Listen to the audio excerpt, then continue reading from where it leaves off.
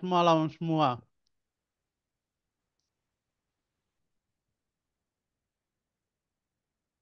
Selamat malam, saudara-saudariku yang terkasih. Minggu yang lalu kita sudah melihat bersama berkaitan dengan tema yang sama ini. Tetapi kita melihat mengenai situasi dunia kita yang sungguh membutuhkan kesabaran. Situasi yang tidak gampang dalam pelbagai aspek kehidupan.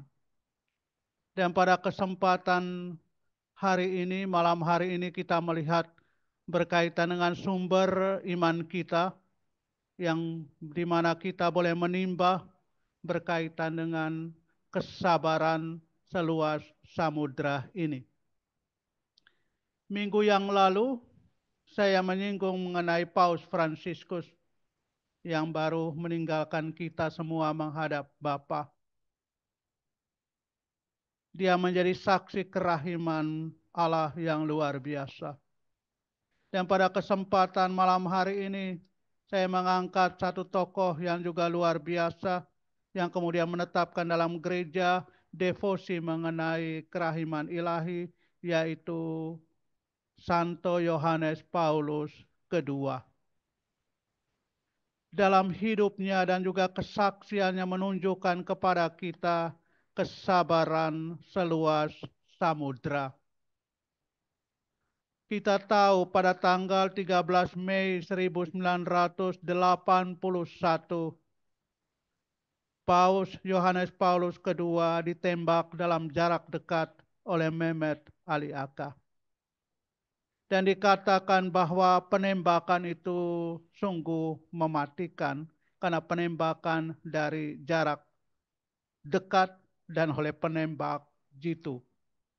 Tetapi kita tahu bahwa Paus Yohanes Paulus II akhirnya bisa ditolong. Dia kemudian hidup cukup lama dan meninggal pada tahun 2005 yang lalu. Tapi hal yang menarik yang patut kita simak adalah setelah kesembuhannya ketika ia ditolong berkenaan dengan penembakannya itu, hal pertama yang ia lakukan adalah pergi ke penjara untuk mengunjungi Mehmet Ali Agha. Di sana ia berdialog secara pribadi dan mengampuninya. Suatu tindakan yang luar biasa. Suatu ungkapan soal kerahiman ilahi. Kesabaran yang mendalam. Yang diungkapkan bukan hanya sekedar sebuah teori, melainkan praktek kehidupan. Paus Yohanes Paulus II menjadi contoh, menjadi teladan bagi kita bagaimana mengungkapkan kerahiman, kesabaran Allah yang luar biasa. Kalau kita membuka Alkitab, mulai dari perjanjian lama, perjanjian baru, sebetulnya kita melihat sejarah keselamatan adalah sejarah kesabaran Tuhan. Sejarah keselamatan adalah sejarah cinta, kasih dan kerahiman Tuhan yang luar biasa. Kesabaran Allah luar biasa dan seringkali diungkapkan dalam bahasa ia panjang sabar dan berlimpah kasih setianya. Menghadapi Allah yang demikian tentu kita masing-masing sebagai manusia yang juga sering jatuh dalam dosa, melukai hatinya, memberikan kepada kita harapan yang luar biasa, harapan yang mendalam dalam perjalanan siara kehidupan kita. Misalnya dalam kitab Keluaran bab 34 ayat 6 dikatakan, Tuhan, Tuhan Allah penyayang dan pengasih, panjang sabar, berlimpah kasih dan kesetiaannya. Kita tahu umat Israel dalam jatuh dan bangun, tetapi kasih dan kesabaran Tuhan senantiasa mereka alami dalam kehidupan. Kemudian juga dalam kitab Nabi Nehemia bab 9 ayat 17, Engkaulah Allah yang pengampun, pengasih dan penyayang, panjang sabar, dan berlimpah kasih setia-Nya. Juga dalam Mazmur 103 ayat 8, kitab Nabi Yoel bab 2 ayat 13, kitab Nabi Yunus bab 4 ayat 2, Tuhan adalah penyayang dan pengasih, panjang sabar dan berlimpah kasih setia. Juga dalam Mazmur 145 ayat 8, Tuhan itu pengasih dan penyayang, panjang sabar dan berlimpah kasih setia. Itulah sebabnya tadi saya katakan bahwa sejarah keselamatan mulai dari perjanjian lama, perjanjian baru, hingga saat ini sampai akhir zaman kita melihat mengenai kesabaran Tuhan, kerahiman yang melimpah dalam perjalanan siara kehidupan kita. Kemudian pribadi Yesus adalah bukti kasih dan kesabaran Allah yang terungkap dalam kata-kata dan tindakan Yesus. Dan semuanya itu berpuncak pada misteri salib Paskah, misteri Paskah, penderitaan, wafat, dan kebangkitannya. Kalau kita lihat apa yang juga kita doakan dalam devosi kerahiman ilahi, kita mengungkapkan kepada kita demi sengsara Yesus yang pedih, ya, kasihanilah kami dan seluruh dunia. Mengungkapkan buah kesabaran, kerahiman Allah yang luar biasa dalam kehidupan kita. Kemudian hari Minggu yang lalu adalah hari Minggu kerahiman. Bacaan Injil juga mengungkapkan kepada kita berkenaan dengan buah kesabaran Tuhan yang luar biasa, kerahiman yang melimpah untuk kita umat-Nya. Ketika Ia menampakkan diri kepada para murid-Nya, salam yang Ia sampaikan adalah damai sejahtera bagi kamu.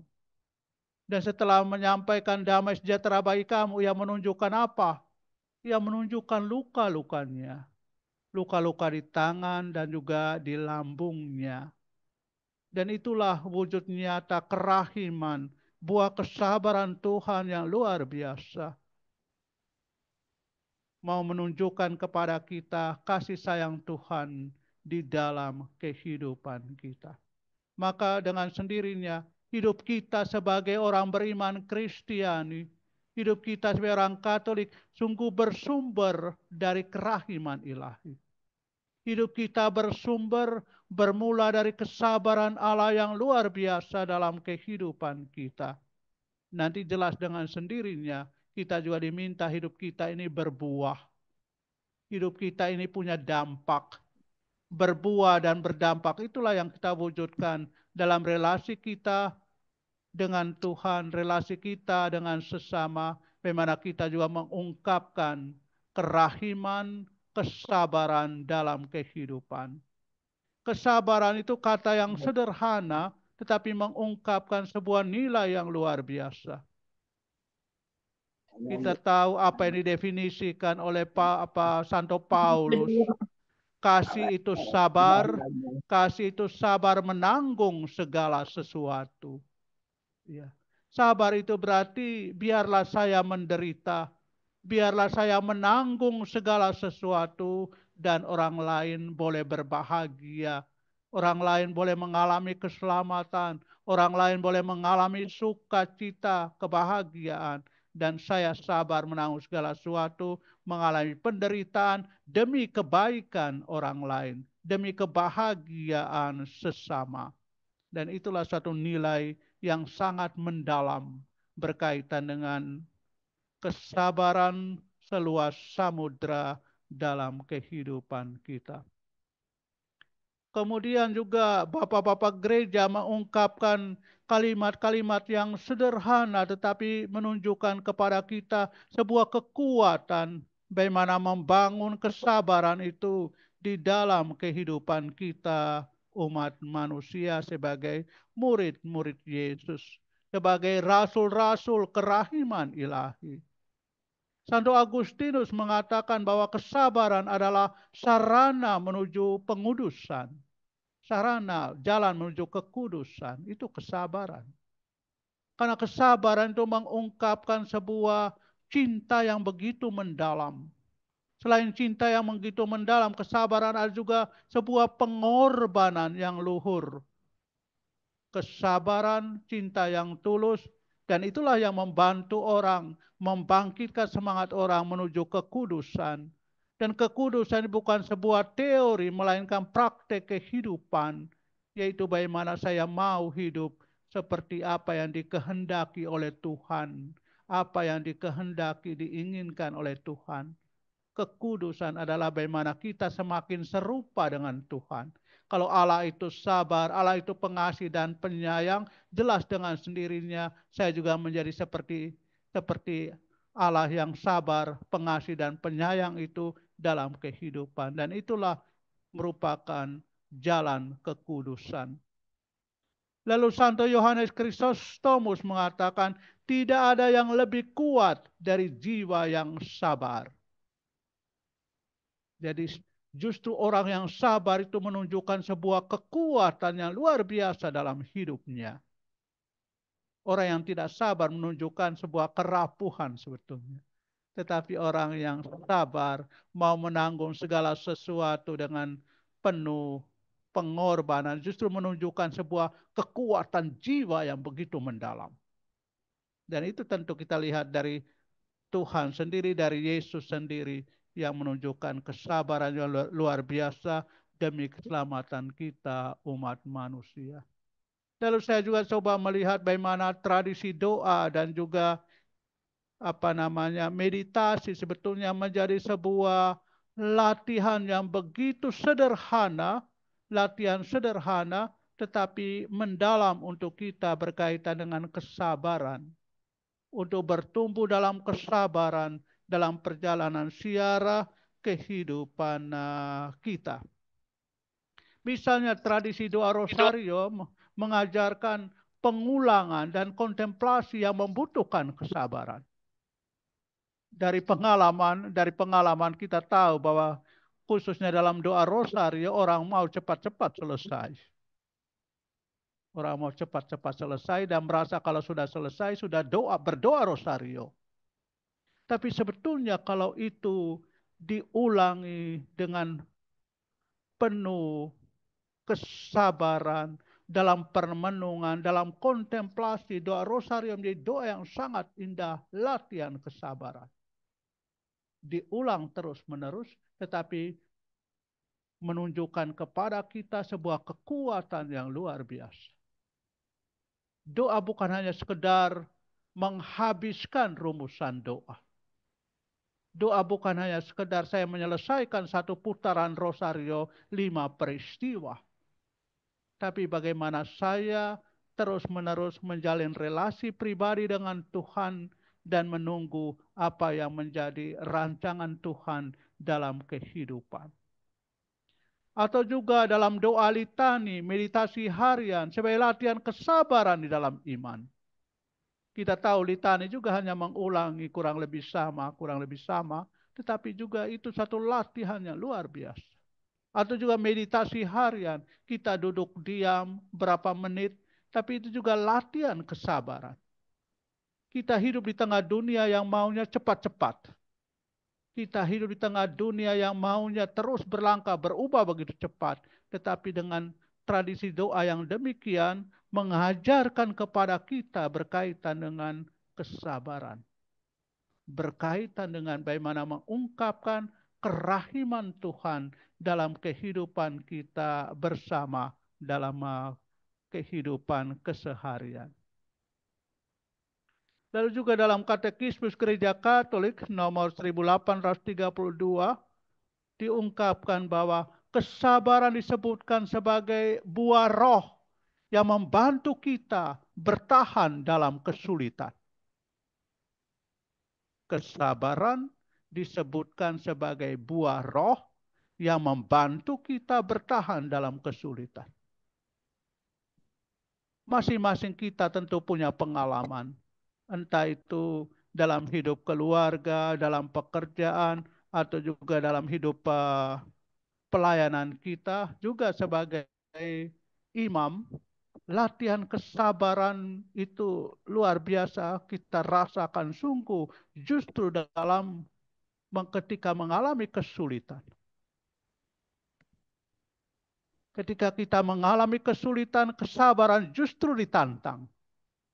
Ketika kita mengalami persoalan justru bagaimana kita berlatih dan juga terus bertumbuh di dalam kesabaran.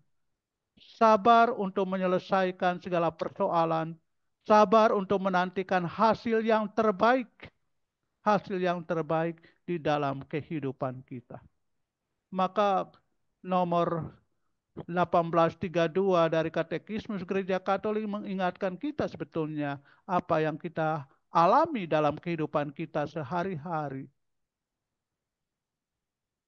Seperti halnya juga dalam Injil Matius dikatakan, barang siapa bertahan hingga akhir, ia akan selamat. Barang siapa bertahan hingga akhir. Itu berarti barang siapa mau bersabar di dalam menghadapi segala sesuatu, di tengah kesulitan, penderitaan, pahit manis kehidupan, dia tentu akan memperoleh kedamaian, memperoleh sukacita di dalam kehidupan. Kemudian juga di dalam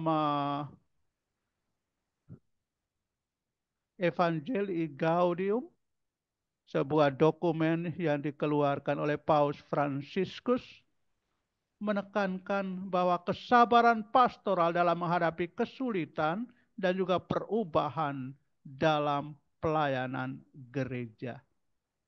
Yaitu bagaimana dalam pastoral ketika menghadapi kesulitan dan tentu perubahan-perubahan yang senantiasa terjadi, tentu kesabaran ini menjadi sebuah keutamaan yang sungguh dibutuhkan. Kesabaran seluas samudra menghadapi kesulitan dan perubahan di tengah pelayanan. Maka Paus Fransiskus juga dengan ensikliknya Evangelii Gaudium, kegembiraan Injili. Ya, Evangelii Gaudium artinya kegembiraan Injil ini mengungkapkan kepada kita satu aspek, yaitu berkenaan dengan kesabaran. Orang yang sabar itu ketika juga menanggung segala sesuatu, kemudian akhirnya dia berhasil mengatasi segala persoalan, ada rasa sukacita.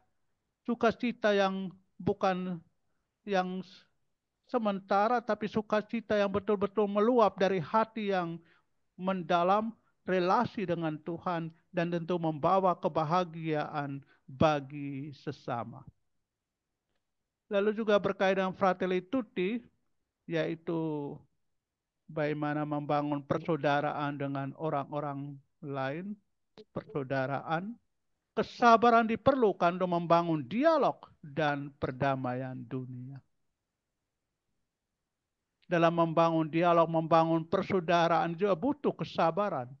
Karena masing-masing orang tentu punya pandangan, masing-masing orang punya pengalaman, masing-masing orang juga punya latar belakang yang berbeda, yang tidak jarang juga membuat dialog, komunikasi bisa saja tidak berjalan dengan baik. Tetapi kalau orang mau belajar bersabar, saling menerima, saling memahami, mau belajar satu sama lain, tentu membuahkan sebuah persaudaraan yang luar biasa karena kita semua adalah saudara, dan itu sangat ditekankan oleh Paus Fransiskus. Lalu Santo Yohanes Paulus II juga menunjukkan kesabaran juga dalam penderitaannya. Kita tahu dia meninggal pada tahun 2005 yang lalu. Ya, satu kalimat yang saya masih ingat hingga saat ini ketika ia menjelang saat-saat terakhir kehidupannya, ia berkata, biarkan saya pergi menghadap Bapa. Biarkan saya pergi menghadap Bapa. Tentu ya lalu juga dengan tahun-tahun yang tidak gampang, penuh penderitaan. Ya, dalam kondisi kesehatannya, kekuatan fisiknya semakin rapuh. Tapi ya dengan penuh kesabaran menghadapi semuanya itu, dan akhirnya ia meninggal malam menjelang Minggu Kerahiman. Ya, itulah perjalanan Paus Yohanes Paulus kedua. Lalu juga Santa Teresa dari Kalkuta menunjukkan kesabaran dalam pelayanan kepada orang miskin. Kita tahu bagaimana dalam zamannya Mother Teresa dari Kalkuta ini.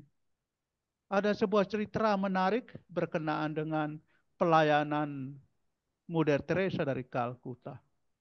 Suatu saat berjalan bersama dengan para suster yang lain, mereka menemukan seorang tua yang sedang sekarat di sebuah selokan. Kemudian mereka membawanya, orang tua ini, ke tempat penampungan. Di sana mereka memandikan, membersihkan dan mengenakannya pakaian. Namun nyawa dari orang ini tidak tertolong. Tapi ungkapan yang sangat menarik dari orang ini sebelum ia menghembuskan nafasnya yang terakhir. Bertahun-tahun saya hidup seperti binatang. Tapi di detik-detik terakhir kehidupan saya diperlakukan seperti malaikat. Ia meninggal dalam damai.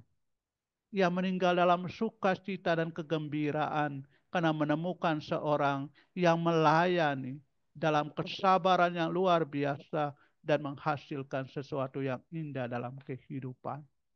Dan ini juga mau menunjukkan kepada kita bahwa buah dari kesabaran membuat orang lain bahagia. Buah dari kesabaran membawa orang kepada sebuah cinta yang mendalam. Bahwa kasih kerahiman Tuhan itu bukanlah sesuatu yang jauh, melainkan kerahiman Tuhan itu begitu dekat yang kita rasakan dari orang-orang yang mau hidup di dalam kasih Tuhan, yang mau belajar bersabar seperti halnya Yesus sendiri. Selanjutnya, cara menumbuhkan kesabaran dalam hidup sehari-hari, ya dengan doa dan meditasi. Berdoa memohon kekuatan Roh Kudus untuk juga sabar. Kita harus tahu bahwa untuk sabar itu kita tidak bisa dengan kekuatan kita sendiri. Melainkan kita juga berdoa mohon kekuatan Roh Kudus untuk belajar bersabar. Terus berlatih dalam kehidupan. Kemudian juga terus refleksi diri. Ada saat untuk refleksi, hening, melihat diri, evaluasi respon emosi dalam situasi sulit. Kita juga tentu masing-masing kita punya pengalaman. Saya juga punya pengalaman. Betapa dalam situasi tidak gampang, ada situasi sulit, ada banyak masalah, kita seringkali juga kurang sabar. Akibat dari kurang sabar, kita sendiri tidak damai, orang lain juga tidak merasakan damai. Maka ketika kita lebih sudah mulai mengendalikan diri, menguasai diri, kita coba belajar kira-kira respon emosi apa yang membuat kita. Dengan cara demikian kita juga akan terus belajar dan akan bertumbuh di dalam kesabaran. Lalu juga misalnya latihan fisik, banyak sekali latihan-latihan meditasi, praktek pernafasan dan mindfulness untuk mengelola kemarahan kita. Orang bisa belajar bersabar di dalam kehidupan. Karena memang marah ini barangkali ketika kurang sabar, kita sendiri menderita, orang lain juga menderita akibat dari kata-kata kita ataupun juga mungkin tindakan kita. Tapi kalau kita coba mengelola kemarahan, jelas dengan dirinya orang lain juga akan merasakan damai, sukacita, kita sendiri akan juga mengalami hal yang sama. Kemudian juga pengampunan, belajar mengampuni sebagai bentuk kesabaran. Belajar mengampuni. Memang belajar mengampuni ini juga tidak begitu mudah, butuh kekuatan doa dan juga butuh latihan kesabaran yang luar biasa. Karena berkaitan pengampunan ini tentu ada pengalaman terluka. Karena pengalaman terluka maka kita lalu merasa bahwa orang lain yang salah, sayalah yang harus orang lain yang harus minta maaf pada saya. Tetapi kalau kita juga belajar mengampuni, itu ada suatu pembebasan yang luar biasa. Santa Teresa dari kanak-kanak Yesus itu juga menjadi contoh Sederhana bagi kita bagaimana belajar untuk mengampuni. Santa ini sendiri punya pengalaman di dalam komunitasnya. Ia tidak suka dengan seseorang. Iya, karena kata-katanya, karena sikapnya, tingkah lakunya, karakternya, Santa ini tidak suka. Tapi Santa Teresa mengatakan saya tidak bisa kalah dengan situasi ini. Saya belajar. Oleh karena itu dia mulai pertama itu mendoakan. Iya, mendoakan sesama susternya. Kemudian dia katakan mendoakan saja tidak cukup. Mendoakan saya tidak cukup. Dia harus mulai melihat hal-hal positif di dalam diri sama susternya. Seringkali kalau kita sudah jengkel, kita selalu melihat yang negatifnya, yang kurang-kurangnya. Tapi santai mengatakan jangan melihat yang kurangnya, lihatlah yang positifnya. Kemudian tahap ketiga, selain mendoakan, melihat hal yang positif, yang ketiga, kalau berpapasan, baiklah memberikan senyum, keramat tamahan. Seringkali kalau kita tidak suka dengan seseorang, kita kalau berpapasan biasanya juga muka kita cemberut, tidak menunjukkan keramat tamahan. Ataupun ketika ada bersama dengan orang itu kita selalu mau menghindar. Kalau menghindar itu berarti ya kesempatan untuk saling menerima mengampuni menjadi kesulitan. Dan Santa Teresia mengatakan ketika berpapasan memberikan senyum. Lalu juga ketika berjumpa bersama, tahap terakhir berjumpa bersama dalam kesempatan untuk bertemu, ya itulah kesempatan untuk berbicara. Tidak menghindar, tapi kesempatan untuk berkomunikasi. Dan akhirnya kemudian kita tahu Santa Teresia memenangkan jiwa suster itu.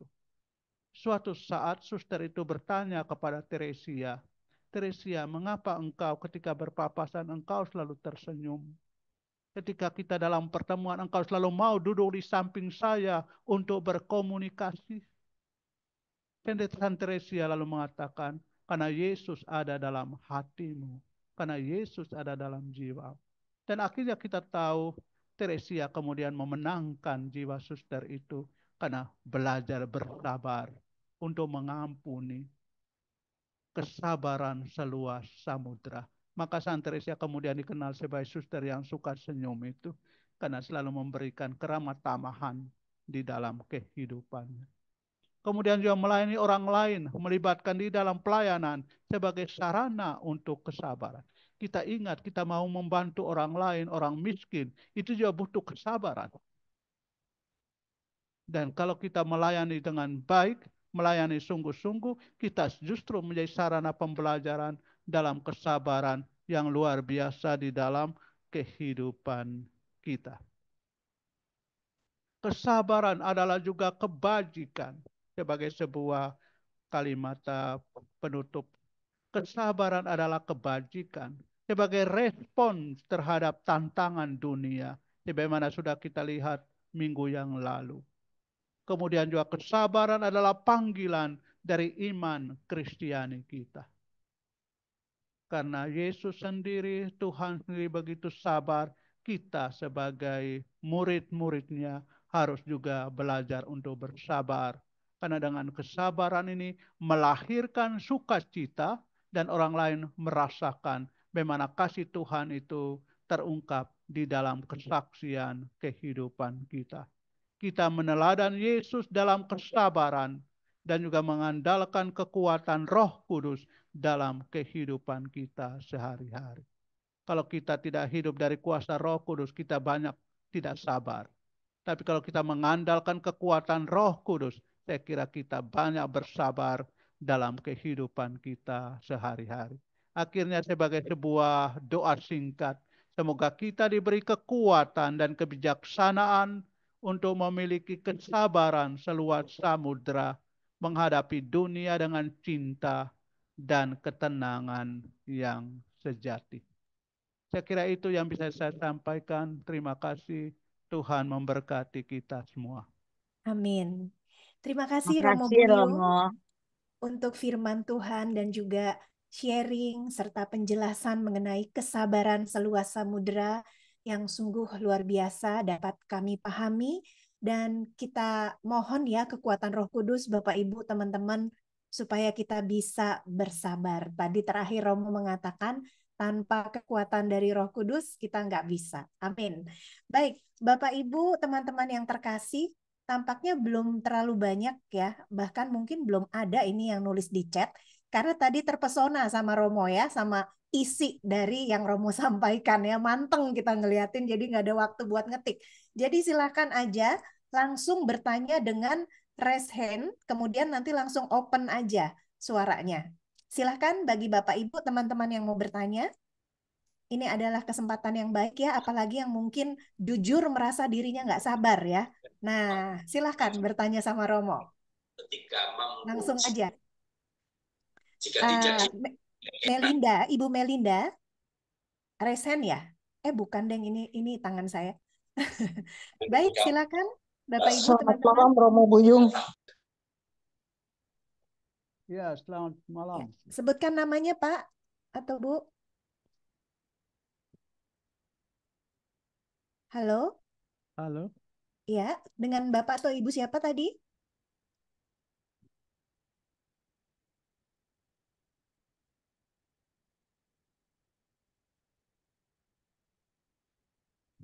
Ya, tadi ada yang bertanya, silahkan dilanjutkan.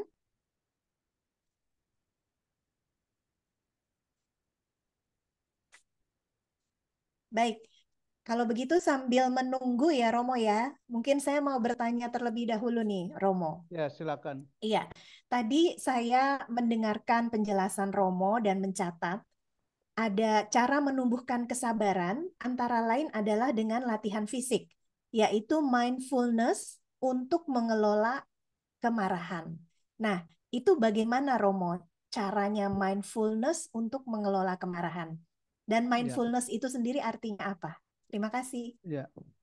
Sehubungan dengan hal ini perlu kita sadari bahwa hidup kita seringkali terpecah-pecah oleh banyak persoalan.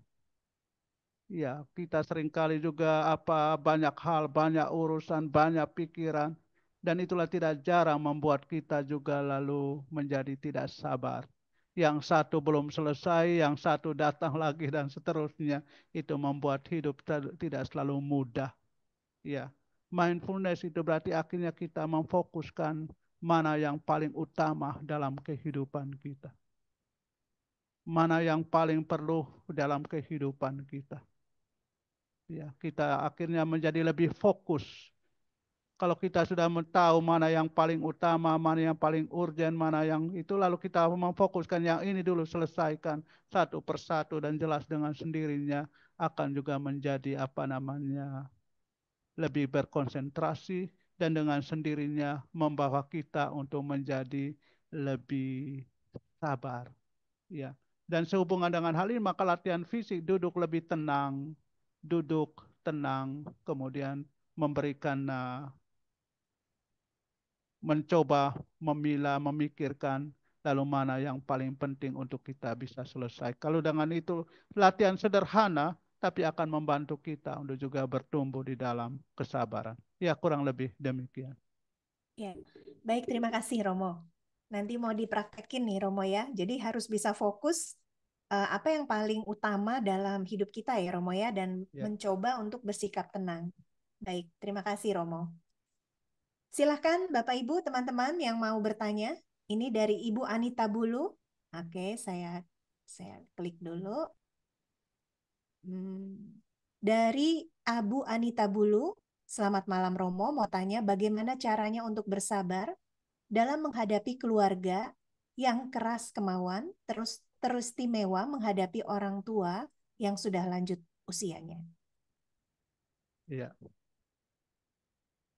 Harus kita akui, kita juga berhadapan dengan orang-orang yang juga tidak selalu mudah, dalam artian begini.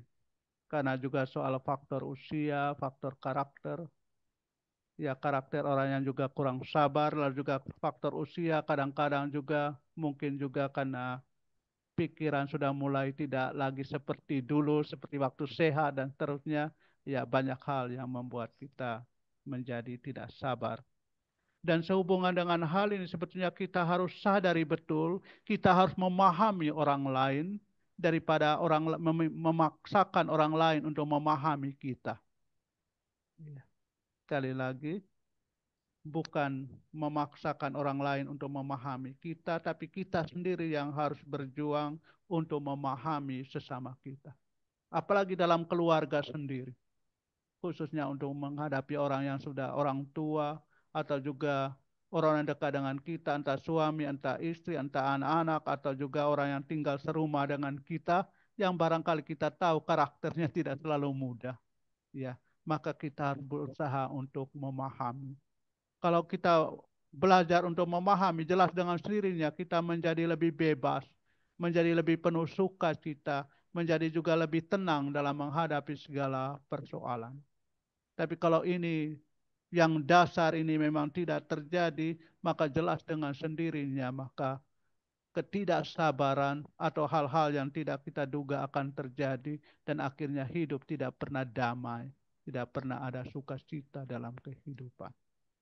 Dan saya kira sehubungan dengan hal ini kita harus memahami, khususnya orang tua, kita harus sadar dia juga mungkin pikiran atau juga fungsi telinga sudah mulai, pendengaran juga sudah mulai berkurang, atau juga mata mungkin juga penglihatannya mulai, fungsinya mulai banyak hal. Itulah yang membuat kita harus memahami bahwa dia sudah tua dan ada aspek-aspek ini. Kalau kita memahami seperti itu, kita akan menerima apa adanya. Nah, itu secara psikologis, tapi juga secara spiritual saya kira kita juga perlu memahami, justru kita harus berdoa, mendoakan untuk dia dan juga berdoa untuk kita supaya kita kuat menghadapi situasi seperti ini. Kalau kita dengan secara spiritual kita mendoakan orang lain dan kita juga berdoa mohon Tuhan memberikan kekuatan kepada kita untuk menghadapi orang-orang seperti ini, juga akan membantu kita untuk juga bertumbuh di dalam kesabaran. Dan kalau kesabaran seperti apa yang tadi saya sampaikan akan membawa damai, akan membawa sukacita. Tapi kalau kita tidak sabar, suasana menjadi rusak, orang lain tidak damai, tidak bahagia, tidak ada sukacita, kita sendiri juga akan mengalami dampaknya untuk kita sendiri. Baik, terima kasih. Ya, terima kasih Romo. Semoga Ibu tadi bisa memahami ya dan bisa mempraktekkan. Benar sekali Romo Buyung, dalam keluarga saya juga ya, dan juga tadi Ibu siapa ya? Tadi Ibu Anita ya. Saya juga mengalami itu Romo, dan betul sekali Romo bahwa ketika kita mendoakan orang tua kita yang sudah lanjut usia, kalau di keluarga saya udah berusia 80 tahun Romo, tapi kalau misalnya kita ajak bepergian, harus antri gitu ya, itu bisa nggak sabar, bisa marah-marah Romo. Bisa kalau ngantri itu bisa pengen nyerobot gitu. Nah kan kitanya malu ya. Tapi itu udah jadi karakter karena kan udah usia gitu Mo ya. Tapi memang ketika kita mendoakan dan kita juga mohon kekuatan dari Tuhan supaya kita yang menghadapinya bisa sabar, akhirnya ya bisa sabar Romo. Seperti itu. Baik, betul. Baik, Terima ada yang kasih. angkat tangan Romo, Ibu Mariani. Silahkan Ibu langsung. Dibuka dulu Bu, di-unmute dulu. Saya mau Ya, sharing. silakan. Ya. Kalau saya ya, itu memang belajar sabar tidak mudah. Kalau kita harus memahami orang lain, memahami pasangan hidup atau anak kita ya. Jadi kalau mereka marah-marah, kita diam dan kita berdoa, itu akan meredahkan amarah kita sendiri. Dan juga mereka akan menular dari kita. Mereka juga akan melakukan hal yang sama. Saya kan suka bilang gini, kalau kamu marah-marah, ya udah saya diam aja. Saya lebih baik nggak ngomong. Saya lebih baik saya berdoa. Saya doanya ke Salam Maria aja. Nah, yang namanya orang lain itu kalau lagi marah-marah, kalau kita jawab itu akan lebih parah dan itu tidak akan menyelesaikan permasalahan. Nah, kita harus kalau saya memahami, suami saya kebetulan ada sakit jantung, lever dan ginjal. Saya berpikir ke begini, kalau dia kan marah-marah, saya memaklumin kenapa. Kalau saya jadi dia, mungkin saya nggak sanggup ya, dia harus minum obat begitu banyaknya. Jadi saya, dia mengalami hal yang begitu yang tidak mudah bagi dia. Kalau bagi saya tidak mudah, tapi dia bisa jalani. Nah, Kemudian dan karena kalau kita tidak menahan diri, kita tuh lebih membuat dia susah. Diamin aja. Anak juga begitu. Kalau kalau kita dia marah-marah, kita diamin aja, kita doa aja. Nah, lama-lama kan dia akan menyadari. Kemudian kalau dia akan menyadari kesalahan dia, dia akan, Mas, Lina minta maaf ya. Tadi Lina salah. Lina ngomongnya begini gitu. Itu Romo yang yang saya alamin ya gitu. Jadi kalau pasangan kita lagi marah-marah, jangan ditanggapin sebaiknya. Diam aja, doa, salam Maria. Pasti akan terjadi sesuatu yang tidak terpikirkan oleh kita semuanya gitu. Begitu Romo, terima kasih. Ya, Amin. terima kasih Bu. Suatu sharing yang sederhana tetapi begitu mendalam. Karena juga saya mendengarkan beberapa waktu yang lalu dalam perjumpaan dengan umat, mereka juga sharing kurang lebih hal yang sama. Jadi suaminya ini dimarahi oleh istrinya, tapi suaminya itu diam, tidak menanggapi. Tapi yang satunya ngoceh-ngoceh terus. Tapi akhirnya lama-lama karena suaminya tidak menanggapi, istrinya bilang, akhirnya saya sendiri malu sendiri. Malu sendiri kenapa? Karena memang dia yang dimarahin tidak menanggapi. Karena kalau ditanggapi malah makin ramai. Tapi dengan diam, barangkali dalam hati mendoakan, akhirnya menghasilkan buah. Ya, istrinya sendiri akhirnya dia malah akhirnya malu sendiri karena terus memarahi suaminya. Ya, baik, terima kasih. Ya. Baik, masih boleh ada pertanyaan lagi ya Romo ya? Masih 20.35. Silakan Bapak Ibu, selain sharing mungkin bertanya lagi supaya bisa lebih mantap dalam praktek kesabaran sehari-hari. Silakan. Nah, ini ada yang ngechat Romo dari Ibu Ria. Ibu Ria, selamat malam Romo, bagaimana bagaimana kita menambahkan kesabaran di mana kita dalam kesesakan keuangan dalam hidup sehari-hari. Selain kita berdoa, kita juga mengerti untuk memberi donasi walau dalam jumlah kecil. Kesabaran dalam hal kesesakan finansial nih Romo. Iya. Harus Ya, kita silakan, akui bahwa Romo. salah satu yang membuat juga perjuangan tersendiri ada juga faktor ekonomi. Ya.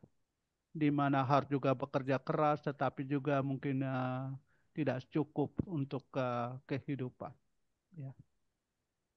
Juga kita harus sadari betul bahwa dalam kehidupan kita sehari-hari kita percaya bahwa Tuhan juga akan melengkapi atau juga menyempurnakan apa yang menjadi kebutuhan kita.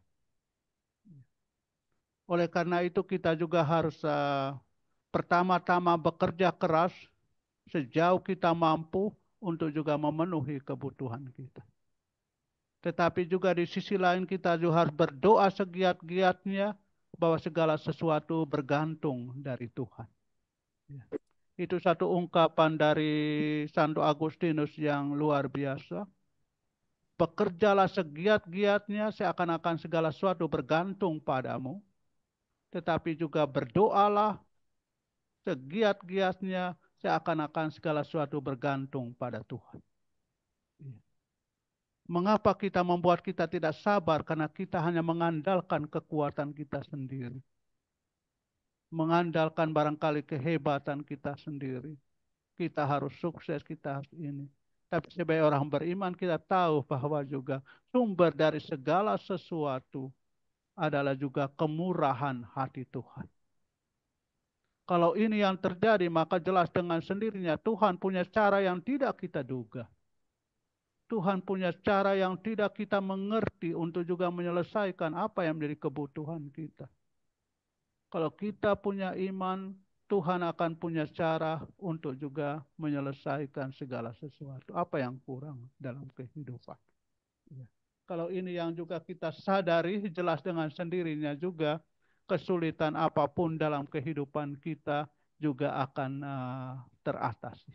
Mukjizat akan terjadi ketika orang mau juga belajar bersabar menantikan kemurahan hati Tuhan. Dan kemurahan hati Tuhan itu bisa juga datang dengan cara yang kita duga melalui kemurahan hati sesama. Ya, solidaritas di dalam kehidupan ini. Ya, baik demikian. Ya, terima kasih Romo. Ya, semoga Bapak Edi ya tadi yang bertanya bisa mendapatkan hikmat dari penjelasan Romo ya. Ya, barangkali saya sedikit tambahkan dengan sharing sedikit karena berkait dengan apa yang saya sampaikan ini. Saya pernah memberikan sebuah retret kepada para suster PPYK di Kali Kuning di lereng Gunung Merapi, dan mereka sendiri pernah mengalami kesulitan dalam Beli di hal kereta ke, tadi. Beli di kereta yang tadi. Itu ada yang bocor ya, tolong di mute. Makasih. ya, mereka sendiri suatu saat mengalami kesulitan dalam hal ekonomi.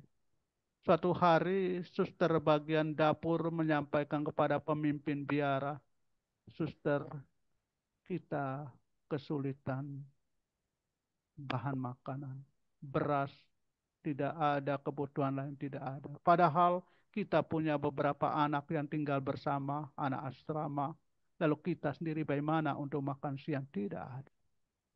Tapi pemimpin biara itu mengatakan, kita punya Yesus. Kita punya Yesus.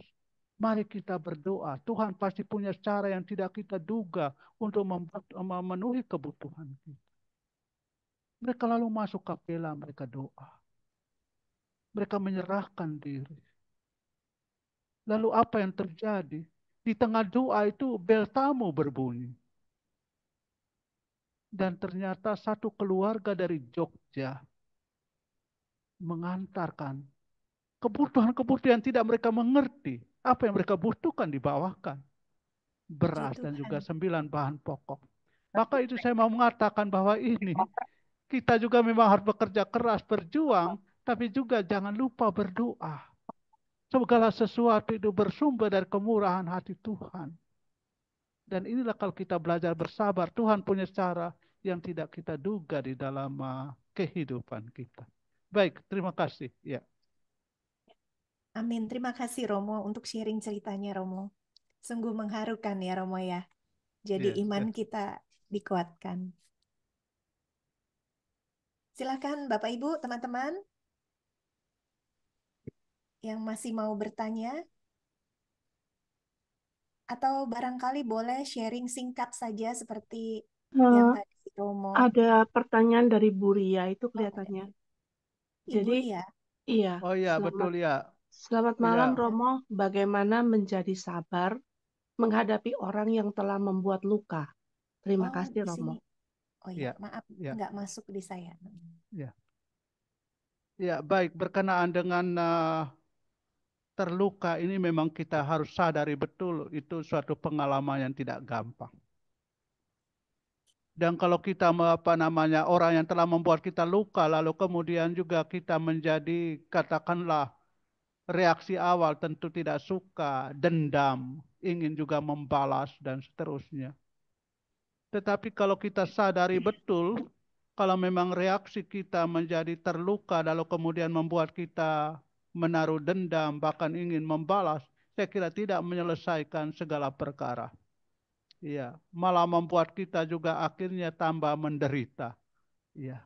Oleh karena itu, luka itu harus disembuhkan. Iya, luka itu harus disembuhkan. Oleh karena itu, pengampunan itu menjadi sebuah syarat penting.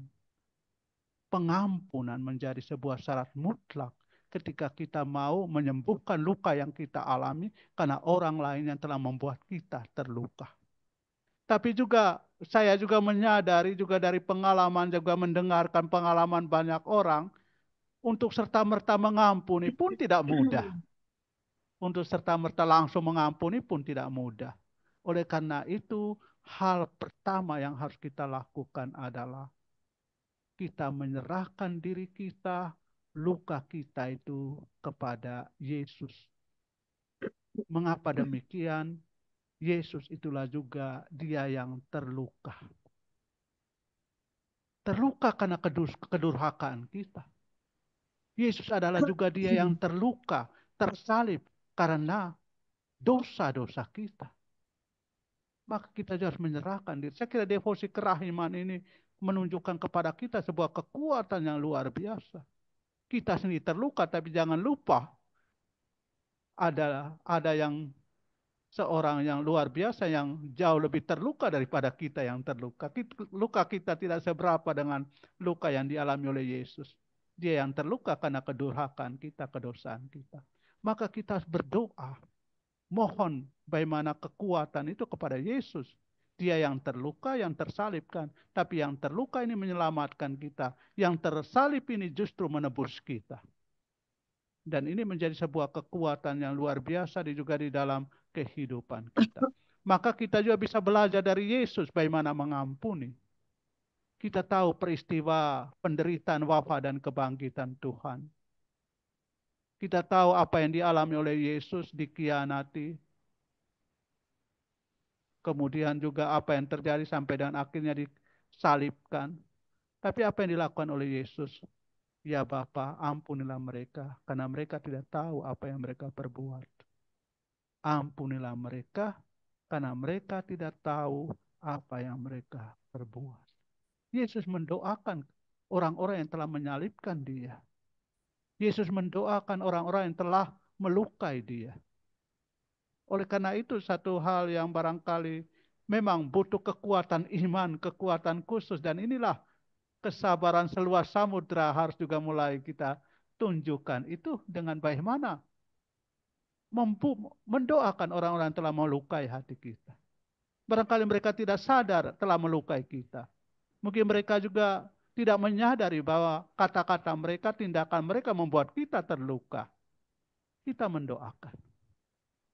Selain mendoakan, kita juga coba di dalam perjumpaan sehari-hari, kita juga selalu memberikan sapaan, senyuman seolah-olah segala sesuatu bisa berjalan dengan baik.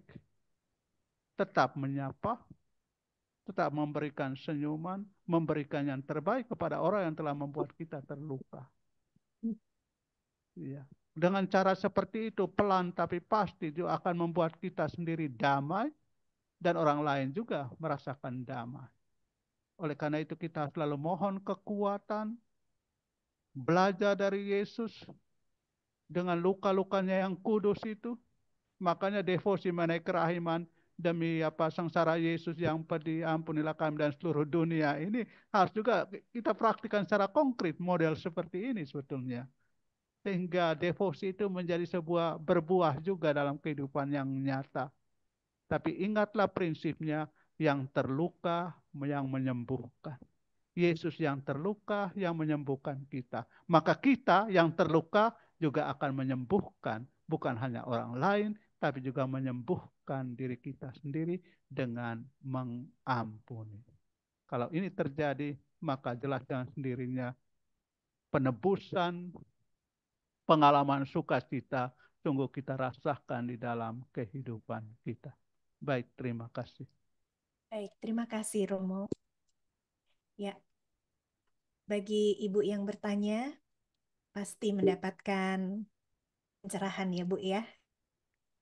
Baik, mungkin masih ada satu saja pertanyaan. Silahkan. Kalau tidak ada, kita akan lanjutkan dengan foto bersama ya Ibu Silva ya. Iya, oke. Romo, Bu Yung, terima kasih banyak Romo. Romo sudah memberikan permenungan bagi kami semua malam hari ini dan juga menjawab setiap pertanyaan sehingga kami semua dapat dicerahkan dan dapat diteguhkan imannya. Baik, silahkan Ibu Silva. Baik, terima kasih Mbak Rofi. Ya. Bapak Ibu, mari kita dengan kesabaran memberikan senyum buat Tuhan. Untuk menghadirkan apa? Kalau kita senyum, nanti semua yang tadi Romo sampaikan masuk mengendap dalam kita ya. 1,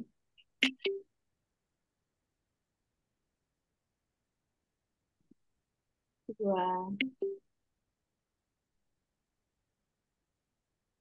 3.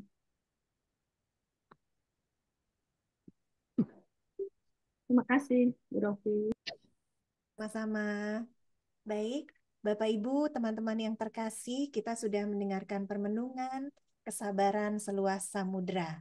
Dan saat ini kita sampai di penghujung acara. Saya akan kembalikan kepada panitia, kepada Bapak Gunawan. Silakan Pak Gun. Saya mewakili Bapak Gunawan ya, Bu Rofi, pada malam hari ini. Ya. Terima kasih Romo Buyung sudah 2 kali berturut-turut mengajarkan kepada kita apa yang dimaksud dengan kesabaran seluas samudra. Walaupun sulit, tapi kita harus tetap mencoba untuk demi kebaikan diri sendiri dan orang lain juga ya.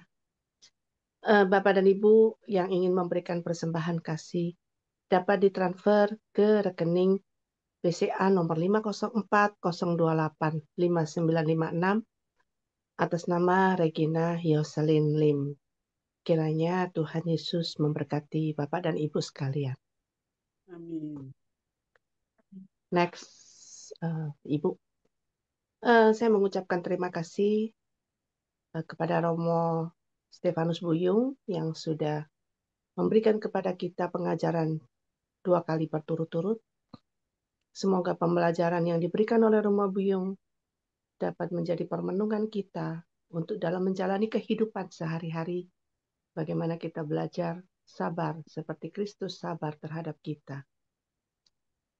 Saya ucapkan terima kasih kepada Ibu Rofi yang pada malam hari ini sudah memandu acara ini, sehingga kami boleh untuk mendapatkan pencerahan juga melalui moderator Ibu Rofi. Dan Bapak dan Ibu yang juga bertugas pada malam hari ini, Ibu Melinda, Ibu Margareta Pasari, Ibu Sartini ya, yang tadi menggantikan Ibu Margareta, Ibu Bernadette Hans, Ibu Josephine Madewirani, Ibu Lina, dan Ibu Dionisia.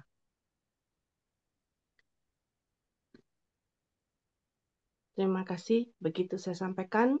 Selanjutnya dapat dilanjutkan dengan doa penutup dan kemudian lagu penutup dan kemudian doa berkat oleh Romo Buyung. Silahkan Ibu Melinda, kita nyanyikan lagu Bunda yang berduka. Ya, terima kasih Bu. Lihat Bunda yang berduka di depan salib Sang Putra. Air mata berkenang. Oh, betapa jiwa ibu terseduh menanggung pilu, bagai ditembus pedang. Oh, siapakah tidak pilu menyaksikan Bunda termulia menangisi putranya.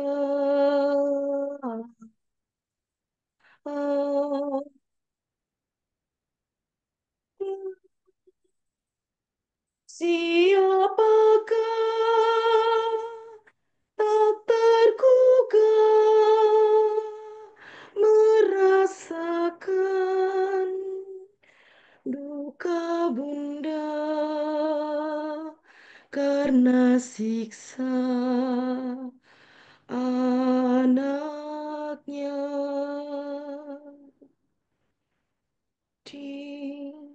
Dilihatnya Yesus Putra yang tersiksa dan terluka karena dosa umatnya dan bergumul sendirian menghadapi kematian, menyerahkan nyawanya, menyerahkan nyawanya. Terima kasih. Bu Melinda untuk pujian lagunya yang sungguh dihayati dan membawa kita bisa membayangkan Bunda Maria yang sedang berduka. Silakan Romo, Buyo. Marilah berdoa. Ya Allah Bapa kami yang penuh belas kasih, kami bersyukur kepadamu karena kesempatan indah yang boleh kami alami pada kesempatan ini. Engkau telah membantu kami untuk memahami bagaimana kami hidup seperti dirimu, untuk memiliki kesabaran seluas samudra. Bantulah kami dengan kekuatan Roh Kudus-Mu, agar kami mampu menghayatinya dalam suka duka kehidupan kami sehari-hari, hingga kami sungguh-sungguh menjadi saksi-saksi kerahiman-Mu dimanapun kami berada. Berkatilah juga keluarga kami masing-masing. Berkatilah istirahat kami malam ini, sehingga berkah menjadi kekuatan bagi kami untuk terus menjalankan kehidupan kami dalam kuat kuasa nama-Mu, kini dan sepanjang masa. Amin. Amin. Tuhan bersamamu. Dan bersama Dan Roh. bersama Roh. Semoga Allah yang Maha Kuasa memberkati saudara-saudari sekalian, segala usaha dan karya seluruh anggota keluarga teristimewa istirahat malam ini, dalam nama Bapa dan Putra dan Roh Kudus. Amin. Amin. Amin.